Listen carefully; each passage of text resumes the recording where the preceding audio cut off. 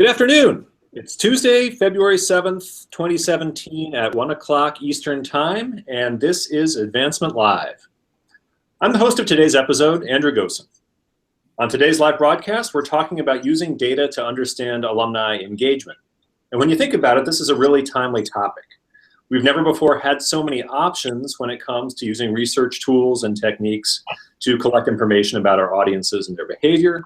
And on top of that, there's a range of audience behavior that we've never really had before when you start thinking about things like digital engagement and activity on websites and social media and so on and so forth.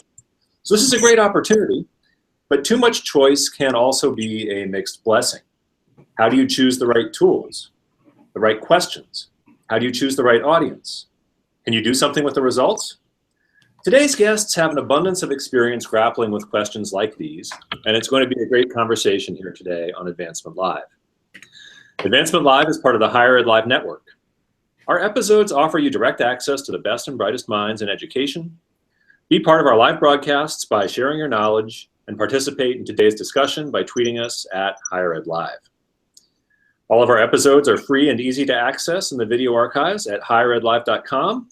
Or you can take Higher Ed Live with you on the go by subscribing to the podcast.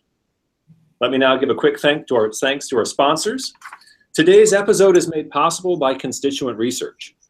Constituent Research is a boutique research and consulting firm for the higher education sector. Constituent Research uses a range of qualitative and quantitative approaches to help you better understand and connect with your alumni, donors, students, prospects, and other audiences. Find out more by visiting constituentresearch.com. And we're tweeting out a link right now where you can sign up for a newsletter to receive monthly higher ed research insights and best practices. Higher Ed Live is produced by M. Stoner, a digital-first agency committed to tailored solutions that drive real results. Trusted by thousands of higher ed professionals, M. Stoner webinars are jam-packed with timely, strategic, and actionable knowledge. Check out their library of on-demand content from digital storytelling to myth-busting websites. We are tweeting out a link, laying out the webinars right now. M. Stoner and Constituent Research, thank you so much. We couldn't have this conversation without you. Now I'd like to welcome today's guests. First up, we have Mike Hannes. Mike founded Constituent Research, LLC, in 2014 after extensive experience managing and conducting research projects for colleges, universities, graduate school programs, and higher education firms and organizations. Mike has designed and conducted projects across the constituent life cycle, from prospective students to current students, alumni, and donors. Mike previously worked in Slover Lynette Strategies higher education practice. He has also worked at Victoria University of Wellington, New Zealand as a benchmarking and survey analyst, and as a senior advisor in statistics to the New Zealand government. Joining Mike is Melissa Shipke. Melissa is CEO and founder of Tassel. Melissa received a Bachelor's of Science in Marketing and Bachelor of Arts in Advertising from Penn State in 2009. From there, she launched her career at a Fortune 200 company as a sales manager with a focus on marketplace analytics. After graduating with an MBA from Rowan University in 2014, she went on to pursue a technology startup, Tassel, which helps institutions streamline non-giving focused engagement metrics using modern technologies. Today's final guest is Jennifer Cunningham. Jennifer is Assistant VP for Engagement at Lehigh University. Prior to joining Lehigh, Jennifer worked at her alma mater, Cornell, in a range of capacities, most of them involving data. Previously, she ran a copywriting and resume writing business in Seattle and worked at advertising agencies on accounts including Microsoft, MasterCard, AT&T Wireless, and Lowe's Hotels. Mike, Melissa, Jennifer, thank you so much for joining us today, and I think your resumes speak for themselves. I can't think of a better team of three people to tackle this particular topic. Welcome to the show. Thank you. Thanks. So let's go ahead and dive on in. Audience, please don't hesitate to ask questions using the hashtag HigherEdLive. I will do my best to work these questions into the conversation as we get going. So let's go ahead and get started. As the four of us were talking about the format for the show, we spent about 5 minutes talking about this in a very theoretical way and realized, no, that's not going to make it easy for people to grapple with the issues at all. Instead, we're going to approach this topic through case studies. The way it's going to work is that Jennifer and Melissa are each going to talk us through two situations in which an alumni affairs office used research to gather data about alumni engagement and then use that data to make decisions. Jennifer and Melissa, Mike and I are going to be jumping in with questions as you walk us through your scenarios. And I will tip my own hand by saying that I'm particularly interested in knowing about the business problems that you were trying to solve and how and why you chose the research approach that you finally settled on. So Jennifer, let's go ahead and start things off with you. What have you got for us? Okay, so I'm going to start out with a business case study that was helped to be solved by the Net Promoter Score. And I actually talked about Net Promoter in depth on a Higher Ed Live. How long was that ago? Maybe a year or two ago. So if you want to tweet out that, it talks a lot more about the mechanics of it. So I'm not going to dive into that now. But Net Promoter is a management tool that allows you to gauge the loyalty of your alumni at events or overall. And it's a way to measure the science, sort of a social science. It's the question, would you recommend this activity to a classmate or fellow alum? And then based on people's responses, you can break them out based on their response. If they answer 9 or 10, they are what we call promoters, and they just love everything. And even if they had a bad experience, they still talk about how wonderful things were. They're just in love with you or your institution. People who are passives are like, man, that was fine, but I had a great time at this bachelorette party I went to last weekend too, so it was okay. And then your detractors are people who would not recommend your activity to a fellow alum or classmate. So the problem we were trying to solve at Cornell and here at Lehigh was, reunions are wonderful. We spend so much time and effort and resources in bringing alumni back to campus because we do know from other data that people who come back to campus tend to be more loyal and more engaged. They come to other events, they volunteer, they give more. So it's a 101 principle of great alumni engagement that you have reunions. The issue with the reunion at Cornell was not so much that it wasn't fabulous, but it was, how do we get more people to come? How do we put our resources towards the best kind of events? Because we were doing 600 events throughout the weekend at one point. And here at Lehigh, that was also creeping up. And we were trying to figure out, what is it that people really love about the reunion weekend? What is it that's going to get them back and get them back again and again and again? So we, in both instances, did a Net Promoter survey after the event. And what we found was that the things that we thought really, really mattered to people in terms of the guest experience were not as important as we thought. So we forever have conversations, for example, about what to serve at dinner and how to move people around campus and what the marketing should look like and what events to hold. And what we found was that people who come back to reunion and love it come back for the people, for the other people. And it's important to have good events. It's important to have decent food. But if not everything is perfect, seeing the people that they were friends with and having the ability to make new friends while they're there was really why people come back. Now, the detractors, the people who would not recommend reunion, yes, they would say things like, this food was terrible. I can't believe I came back for this. But then there was usually something else. It wasn't just that the food was bad. It was something that we did, like they asked for a kosher meal and we didn't honor that, or they had to wait 2 hours to get their food, or whatever the thing was. It was more than just the food wasn't good. There was something else around that.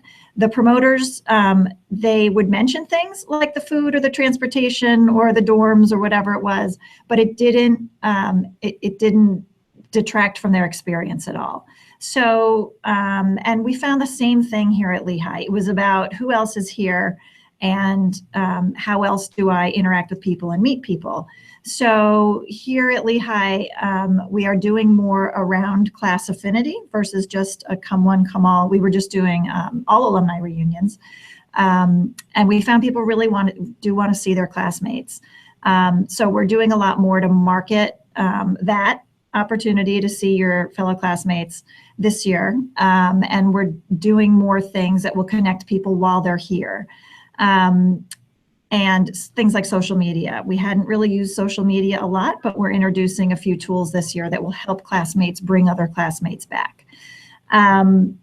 So that was one example, was reunion. And again, because we spent so many resources on it, it seemed like it really was worth the deep dive. I mean, it took a long time to analyze that and to come up with those things. But I think it will pay off in the end. The second case study I have about Net Promoter are our senior alumni events. And senior means not senior class, but the seniors, people who are 35 years plus out. And we were doing these events called Back to the Classroom here on Lehigh's campus. And they're wonderful and they sell out, and everybody seemed to be having a good time. But we didn't put a lot of resources into it. And we were only doing it once a year. Started doing the surveys for these and found they are getting hundreds. People love these events and everything about them, coming back to campus, being intellectually stimulated. So now we're going to expand these events to maybe do a 3 or 4 day activity in the summer where they actually come and stay in the dorms. Taking them out to other states, Phoenix and Tucson and Miami and other retirement areas, because they were so successful. We got such good feedback on them. So those are 2 examples of just using pretty simple data and doing some deep dives into those, into that to change the way that we do business and where we put our resources and our emphasis. Jennifer, thanks. Those were fantastic examples of how NPS can be used. There are 2 things I wanted to pull out of your comments, and then maybe Mike has some thoughts as well.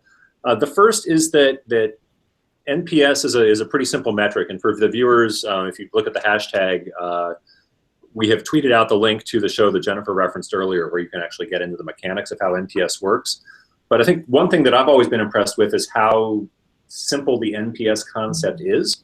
So it doesn't require a lot of staff overhead to implement it, and it's flexible enough that you can actually deploy it in these 2 reasonably different contexts and still be able to get some good information out of it.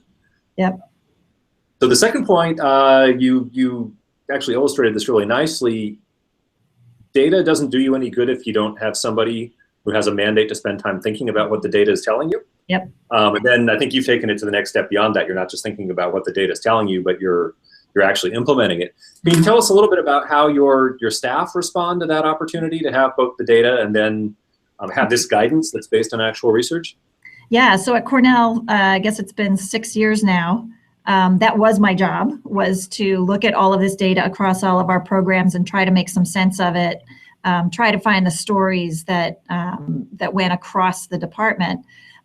Here at Lehigh, I do not have that, but because I have the experience of Net Promoter and some other things, and we have really talented business intelligence or advancement services folks here who have a lot of data. They have good reporting skills, and I've got a graduate intern who's looking at collecting all the Net Promoter, and I'm actually doing a lot of the education to the staff now.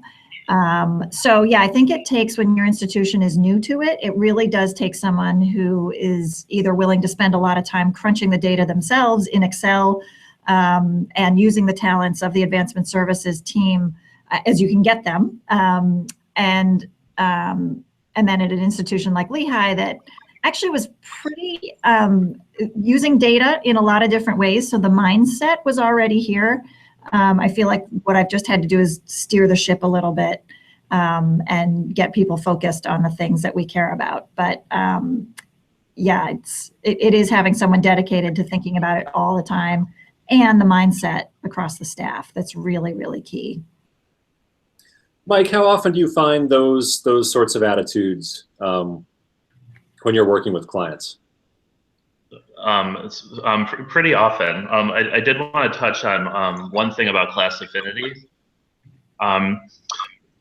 Jennifer, you made it sound like class affinity is the primary way that you're looking at the alumni groups, but I was curious whether you have done any work dividing people up into other affinities, whether it's interests, subject areas, programs they were in school, because I find that in survey work in particular, that's a big thing that people want to both ask about and then kind of segment their population that way. So I wondered if you do that, and whether you found differences in the NPS because of that. So here at Lehigh, we have not had affinity reunions for a while, per se, that were really big and supported by staff. People come back all the time on their own, and we've supported some.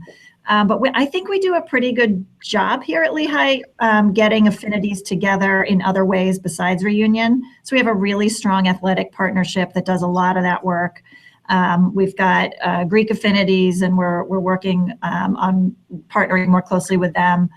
We've got several professional networks that a lot of it is volunteer driven and has been in place for a long time. So they do get together in other ways versus coming back to campus, although some of them do that as well. So we're looking at class affinity as a 5-year, get them back on campus, kind of the traditional reunion model that used to be really, really strong here at Lehigh, and we just haven't effort into that. And we have seen they weren't doing NPS surveys before I got here, so I don't have a lot of data to look at in the past. But when I do look at the reunion or all alumni weekend, it's been called, data, it's still class affinity. Like, most of the people are still on their 5-year cycle, even though we haven't been necessarily driving that home. Okay. So there's more research to be done before we fully develop the program, but yeah, people do want to coagulate around affinities, but I think they also want to see their classmates that were here with them on campus. Okay. Well, Jennifer, thank you. We're now going to pivot from talking about Net Promoter Scores to a different type of score and hand the baton over to Melissa. Melissa, one of your sort of main focal points is engagement scoring. Could you tell us a little bit about that? Yeah, absolutely. I'm really excited to be here, and the kind of situation I really wanted to cover with everybody, because it is such a hot topic in higher ed right now, is just really around developing out engagement metrics at a very high level, and in the process you go through in developing out those type of systems. We're often seeing, this being a very, again, hot topic in the higher ed space, but becoming very, very quickly a very overwhelming experience for a lot of schools when it comes to really trying to hone in a strategy around building the metrics in the different institutions and what those metrics really mean for the institution and how they can be leveraged. So what we do here at Tassel is provide a lot of different technologies to help streamline this process and help support schools with generating those different engagement scores. But there's really a lot of simple steps that can go behind developing that out and really understanding what that means to your institution. So typically what we take schools through and what the different cases we have in schools that are building out different engagement metrics is really at first defining what engagement means to your institution. So engagement can mean something different at every institution. However, we see a lot of value in really segmenting and creating buckets for your different types of engagements.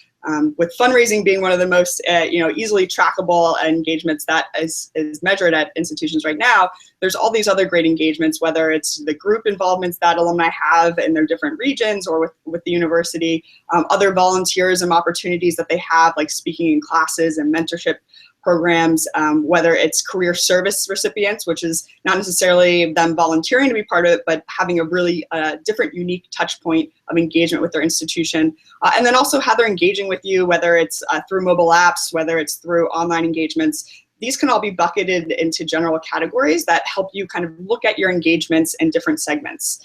The big second step that we make sure and we see institutions really having a difficult time with is really defining the strategy around how you're going to leverage those engagement metrics. So what are your goals, and what does success mean to you when it comes to putting together engagement scoring? Are you trying to better allocate the resources that you have because your resources are becoming more limited because of budgeting constraints? Are you trying to grow out and develop new programs? Or are you trying to just kind of temperature check, engage, how impactful your current engagement strategies are across the board? So that's really understanding and defining what those goals are so important, and starting with the why as to why you want to develop out those scores. The third step we always walk through and have schools going through our plan is really to create a data plan, because no engagement score is going to be very useful if you don't have the data to support it. And data can be really, really difficult to get in the different institutions. We know it's stored in a variety of different places. A lot of times, a lot of the data that you really need and want to use is hidden in the record of contacts and a lot of the software that a lot of the institutions currently use. So really identifying based off of what your goals are, what your engagements are, where is that data now, what do you currently have, and what do you need, and what plan do you need to put in place to make sure you're getting that data. Because just like Jennifer said, is if you don't have the data, you're not going to be able to build a really great strategy. And then the fourth step, which is a really important one as well, tying back to a little bit what Jennifer said as well, is you got to get the buy-in and communicate the plan and get everybody on board with what you're doing when it comes to building out your engagement metric strategy. Because without that buy-in and that support, getting people on board, your data is not going to be clean, you're not going to have the right data that you need, and you're not going to be able to meet the goals that you have. And then the final step that we walk people through in this different engagement metric process is really around leveraging that strategy and maintaining it, and having those checkpoints to evaluate how your score is being used and leveraged, and what you can be doing to adapt and change, because it's going to evolve over time. I think any school that we talk to, or any school that I'm sure a lot of the viewers here talk to who have developed that engagement scores, always have that I would have done it differently kind of mindset after being in it for a while. So the way you develop out your score, you should always make sure that it's adaptable and can change over time and grow with their strategies as they continue to evolve in the new ways that we're engaging alum. So Melissa, thanks. That was a really interesting overview. I'm hearing you describe this approach. It feels to me like one of the things that differentiates the engagement metrics from the Net Promoter Score is that in the Net Promoter Score, Jennifer and her team are very explicitly going out and asking people a particular question about a particular thing, whereas with the engagement metric approach, you are more taking advantage of data that you're already collecting in various ways, shapes, and forms, or you're inferring things about people's engagement from behavior that you can observe in the context of things like social media, Google Analytics, that sort of thing. Could you talk a little bit more about taking better advantage of the data you've already got or things that you can observe? Yeah, absolutely. This engagement metrics and data can be used really strategically when it comes to segmenting your alumni audience and being strategic with how you're placing different programs and initiatives into the market.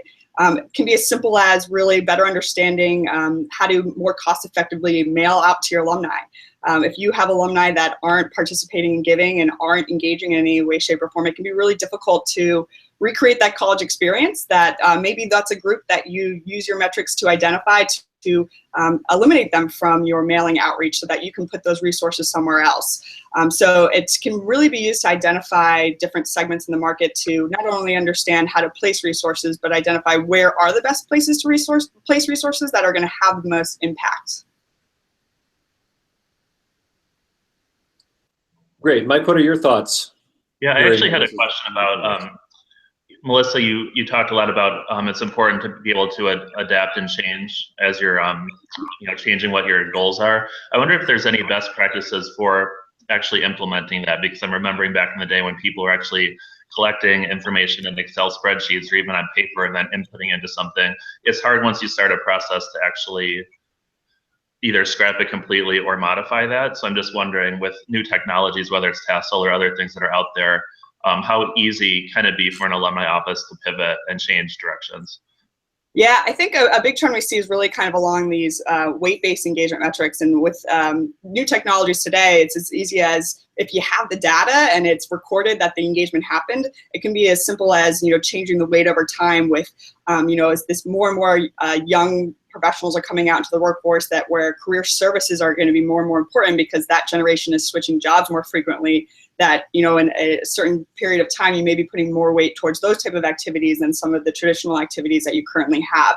So as long as you have the data and the record there that the engagements have happened, being able to apply new weights or new algorithms is going to be very, very simple for institutions with the way new technology is to be able to be really adaptive over time. But it all starts with having the data in one centralized spot so that you can apply those different methods and really use it to your advantage.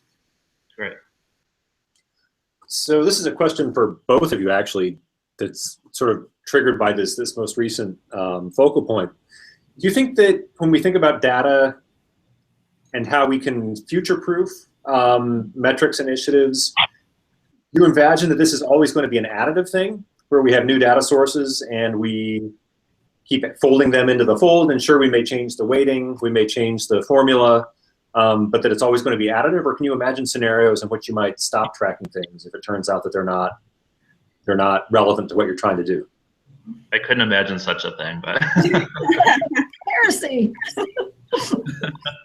I think, again, it comes back to the why and the strategy behind it, because there's so much data out there and there's so many ways you can slice and dice it. And time again, we get requests for, it'd be great to see data this way. And it always comes back to, well, why do you want to see it that way? And if it's just, just curious, that's not necessarily the best use of your time, even from a data collection standpoint. So it comes back to really thinking about the why as to why you're collecting it.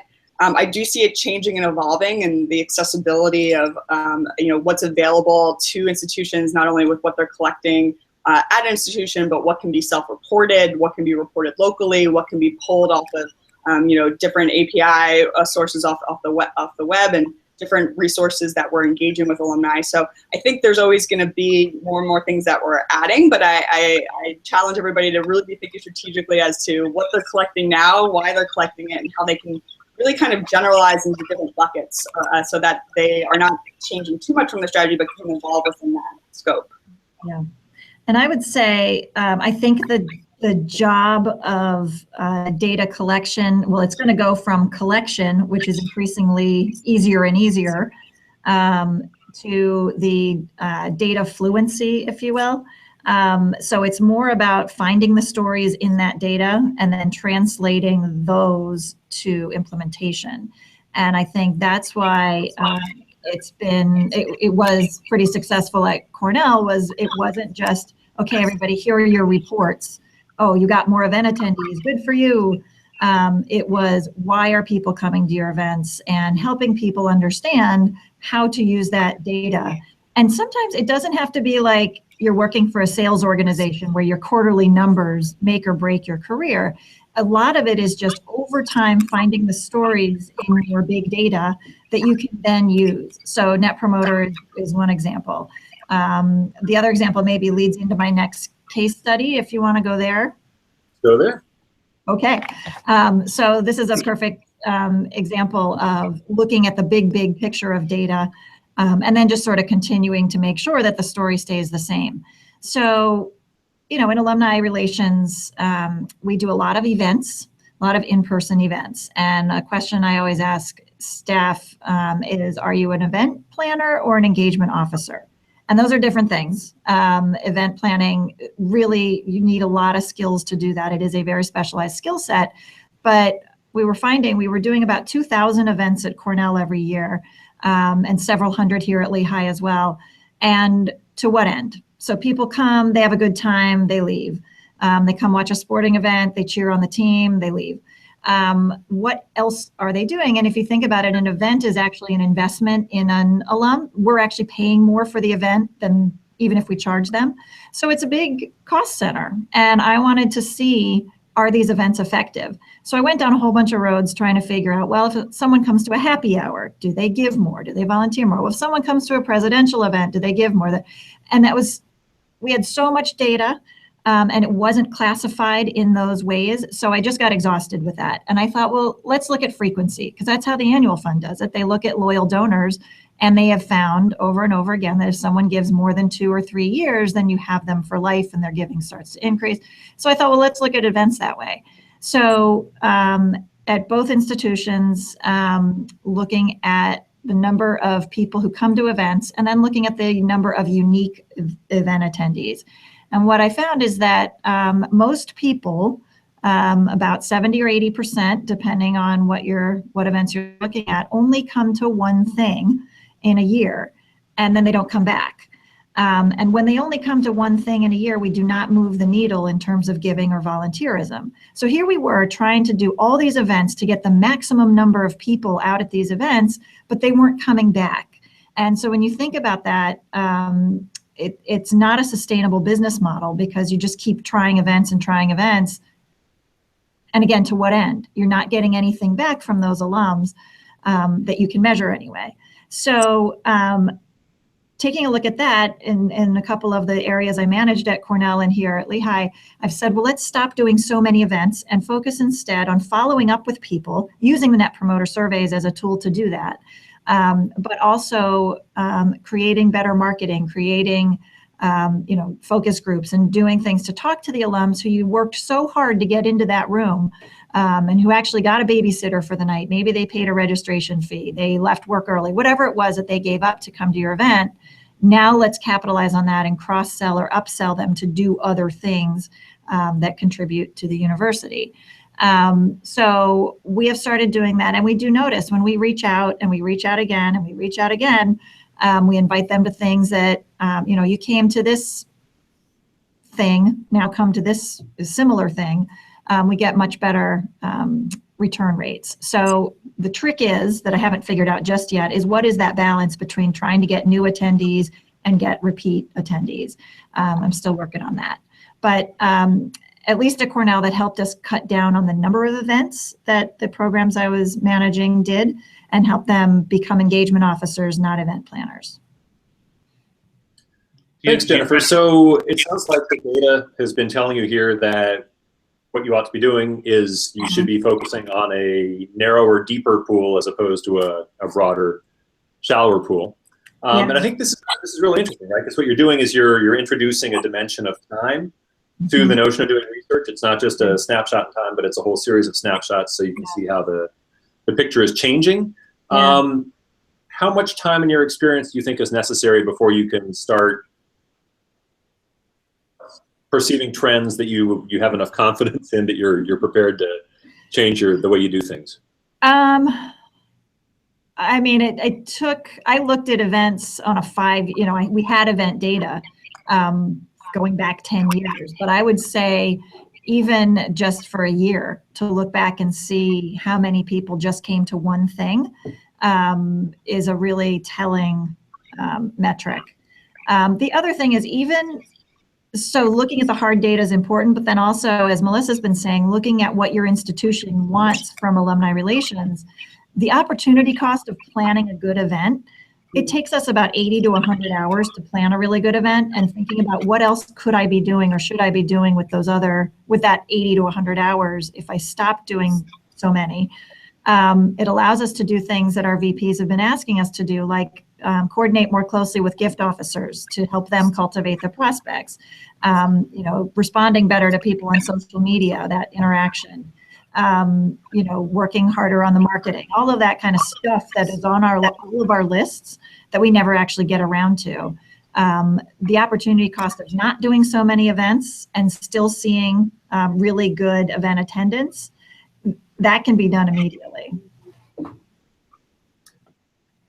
Mike, what are you thinking listening to this? I was just wondering, you had mentioned that you haven't found the right balance yet of, focusing more on that group versus trying to engage the less engaged. What now, though, is trying to driving your decisions? Because on a day-to-day basis, you're trying to allocate, finite resources. What are you thinking about when you plan? A lot of it is driven, and I've only been here at Lehigh for a year. A lot of our stuff, as I imagine at other schools, is based on tradition. So not that we have to do it, but it's something that's kind of baked into the institution. Sporting events are really big here. We right now have a rock star Portland Trailblazer who went to Lehigh, and so we've been doing these events around the country focused on him. And that's sort of something that we have to take advantage of that. So even if the data were to say, one way or another, these are all new people, these are all repeat attendees, I would still want to do that event because we're getting such great social media from that and such excitement around him. So sometimes it's not always driven just by the hard data. It's driven more on what are the traditions of the school, what are the points of pride of the school, and best take advantage of those. Thank you. So here's a question that is triggered by a comment that Dan Gould posted online. His comment was, in addition to having someone on staff, data analysis is a great skill for all alumni officers. to better understand audience. So my question is this: it's great in an ideal world if you can wave a wand and you can have a team of dedicated data analysts. That's a fantastic thing, and you should be happy about that. But if what you're trying to do is you're trying to get people to use data to do what they do more efficiently or with greater impact, what baseline level of data literacy do you think it's necessary to have throughout your staff to sort of affect this type of culture change towards data-driven decision-making? That's a million-dollar question, because a lot of current staff are hired because they're phenomenal with people and they're great volunteer managers. And that doesn't always translate to being data dorks.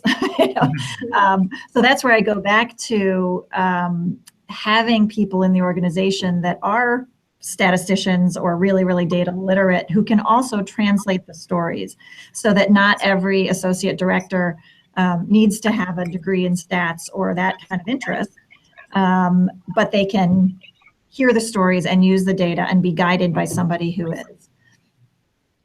Yeah, I completely agree. I mean, it's always great to have the analytical staff and the analytical mindset. I was recently out in Seattle at Case, and saw a great presentation where they said, find your data nerds and your data friends in your office, because they're going to be the ones who get really excited about looking at data this way. But a lot of it can be done really in simplistic ways that you see a lot of people getting really overwhelmed with the idea of collecting metrics and organizing metrics, because they hear the word export, import, pivot, export, import, pivot over and over again, and people don't want to necessarily go through that process because they are people who want to spend their time connecting with people and building relationships.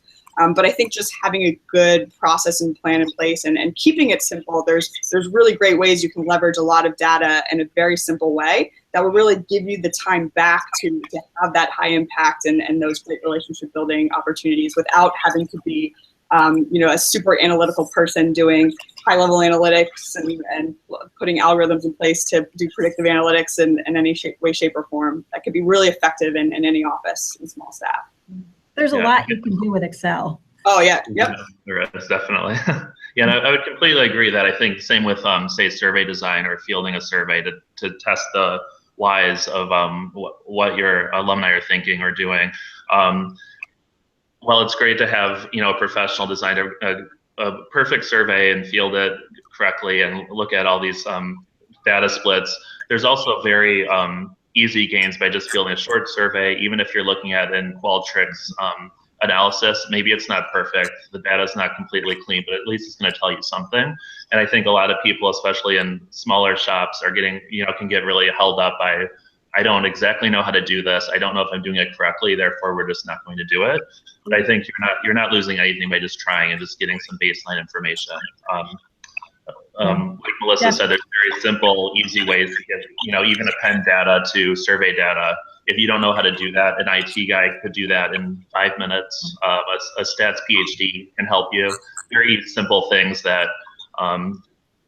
Just thinking I can't do this or I don't know how to do this doesn't mean it can't be done easily. You just have to find the right person to ask for help. Right. Well, and I would hope. Sorry. No, go ahead.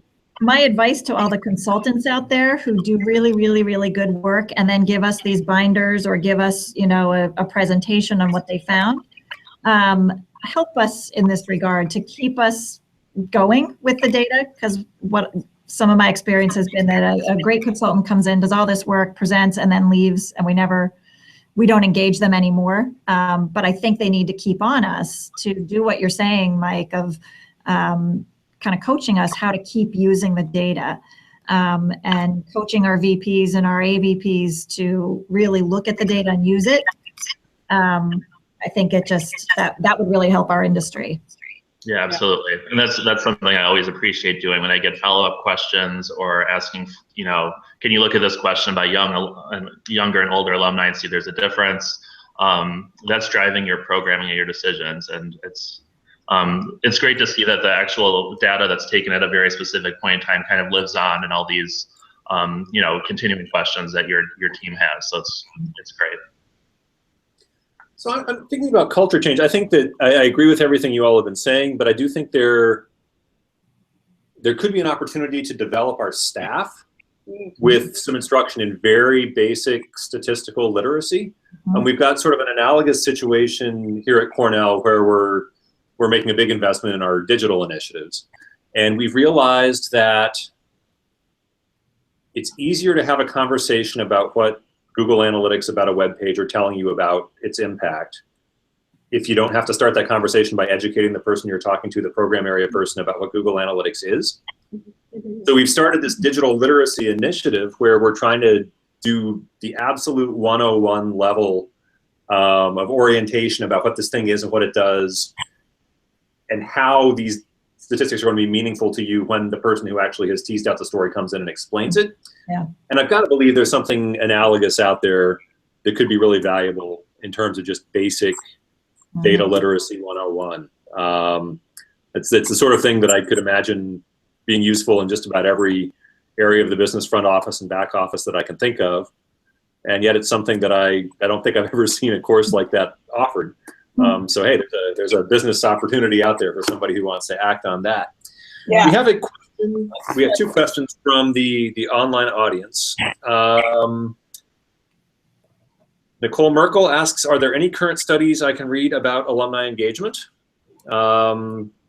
If anything comes to mind as you hear that question, feel free to throw it on out there. And then Dan Gould has a question about engagement scoring and whether or not people have folded things like university priorities, student retention, career placement, or endowment growth into any of those scoring initiatives. It feels like some of those may be beginning to apply outside of the advancement realm. So I don't know, the whole question of a university level scoring system is kind of interesting. Any thoughts on either of those two questions? Yeah, I can jump in on there real quick. And actually, because I think where a lot of people are getting stuck in this developing out just engagement metrics, and from the very beginning is really how do they tie it to giving so that they can get the funding to put the resources in place to be collecting that data. And I challenge people to always think of the other ways that data is applied. So yeah, we know the more engaged an alum is, the more likely they are to give. We'd love to prove that out with more numbers and understand what are they engaging in that's getting them more likely to give.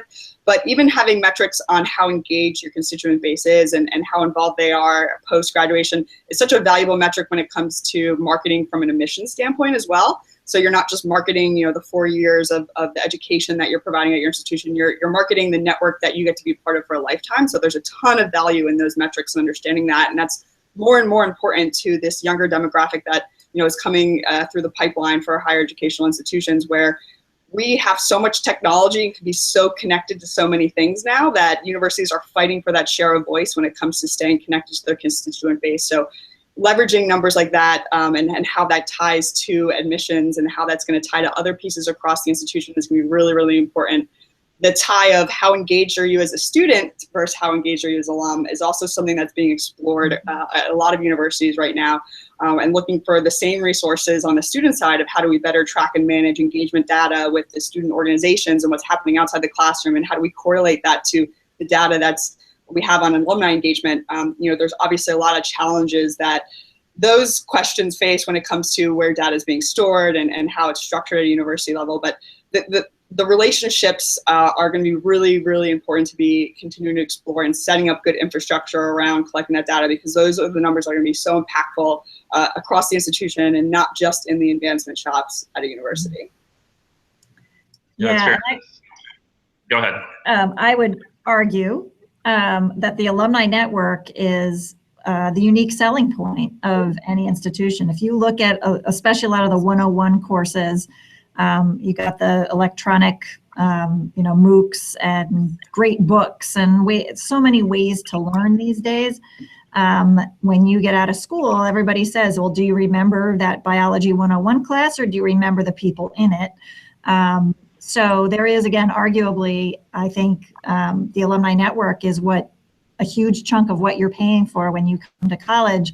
And I think the more that we can talk about that with our admissions colleagues, and then also with the people who are responsible for the student experience while they're here. Because I have found through survey work and Net Promoter as well that if somebody had a bad time on campus or they didn't feel like the institution cared about them when they were students, they're not going to care about us when they're alumni. So yeah, I think integrating the data that we get and the stories that we can tell from our alumni, that is a unique selling point of a university. Yeah, and it's almost looking at its approach of as soon as that new student steps onto campus, they're basically a future alumni, right? So it's trying to understand their continuing engagements and relationships with the university as a student then carried forward. I mean, even over the course of the years I've been doing alumni research, it would be one question about their student experience, and now they ask a whole battery of questions because they want to know all these details. So it's interesting to hear Melissa say that, you know, at some point or even now they're trying to tie a lot more of that data together to actually have a full picture of their student experience rather than just ask one question about it. So yeah. Well, and I would also say that alumni relations departments are in a better position to do that than development, because we hear all the time, all you want from me as an alum is my money. And so I think other departments around campus are kind of wary of that too. That's just my personal anecdotal experience, that I think we're in a unique position as alumni relations professionals to build those bridges across the different campus departments and start sharing that data. So with an eye on the clock, Melissa, let's turn to you for your final case study. Yeah, I know there was another question that was asked around people who are doing engagement studies, and if there are studies out there. I know, just to give off the top of my head some of the schools that we're working with and schools that I know are working on engagement metrics. The team at Longwood University is doing some really great things with their time-based program that they have. The team at University of Washington is doing an amazing job with creating weight-based structures around how they're looking at alumni engagement. Jay Dillon at University of San Francisco is doing a paper on engagement metrics, and same with Joseph Volin at Chicago Kent, just did an entire PhD on engagement metrics and was able to do some really great analytics and understanding kind of how things correlate across different business units and units across the university when it comes to different engagement factors. So there's a lot of people that are looking at this, and everybody's looking at it in a lot of different ways, which is really great and exciting for the industry. But again, it comes back to kind of the sourcing that data and having it in a centralized spot, which ties nicely into my next case study, which is really around if you are not at a shop that has an overall goal when it comes to having an engagement metric strategy, just keeping top of mind why the data is so important and the situations that might come up in your everyday job that might require some data to support some of the initiatives that you have. So a large thing we see happening across a lot of institutions is this better understanding how to allocate the resources that they have, or trying to change strategy in the programs that they currently have. So people who have done traditionally kind of the same programming year over year, looking to want to do new programming, but because of the way their budgets are set up, they're typically kind of constrained on, the plan's already been set in place a year prior, and this is the plan that we stick with kind of moving forward. So how do you really leverage data to help support that argument, almost arm you with the theories and the ideas that you have when it comes to changing up your engagement strategy or adding in a new program or initiative. So you can leverage a lot of, similar to what Jennifer had said, kind of that looking at that unique engagement touch points versus the total engagement touch points that you have in your different programs to really understand where you're being most effective and what are the programs that are costing you the most. Are you doing too many events that you may have a great overall registration number, but the number of unique alumni you're reaching is really kind of the same alumni over and over again? Are there resources there that you can reallocate to new programming, like a career services program or things that are lower cost one-on-one engagements? So the thought process here is how do you leverage and have this data so that you can take a look at what your needs are as an organization and developing out new program and reallocating those resources. So again, it's really taking that data and assessing where are you uniquely touching alumni, what's your strategy, what's your total reach of these different programs, and looking for areas that you can really kind of cut the fat almost and realign those resources into something that's new that you can be testing and kind of always staying in that beta mode of trying new things to expand your reach when it comes to engagement. Yeah, I think you alluded to the use of data to quantify your fundraising success earlier, and this is another way that I don't think anyone's ever been fired for doing things more efficiently or figuring out ways to save money. And if data can point you in that direction, that's a good thing. Yeah, absolutely. And I think, for the shops that aren't thinking very closely about data right now, I can't stress the importance of thinking more closely about it. There's a lot of fear around this data being used as kind of a self-assessment, where you don't want to look at the data because you don't want to know that things aren't working well. But it's a great way to reallocate those resources to be more effective and really get out of that mindset of data is not used to judge the success of you as an individual or you and your role. It's really used to really empower and drive change and try new things to really add more value back into your alumni network. And that seems to be a fear with surveys as well. I often come in at the very beginning or the end of, say, an initiative or a certain period of time, and I think alumni offices get held up because they're like, oh no, what if the net promoter score or their satisfaction actually did drop a little?